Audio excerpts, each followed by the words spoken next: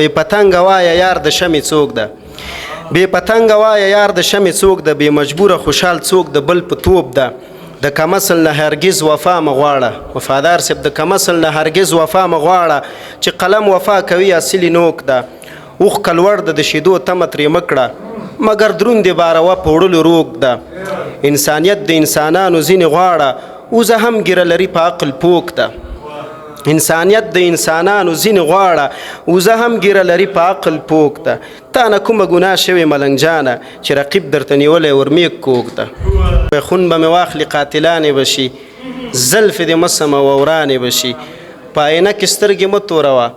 ځان ته به وګوري حیرانې به شي زموږ وعدې د ښکلو څڼې نه دي چې رنګ به واړوي ارزانې به شي له خپله ځانه تاو راتاو شوم له خپله ځانه تاو راتاو شوم لالیه ستا په رقم غږ مې واورېدنه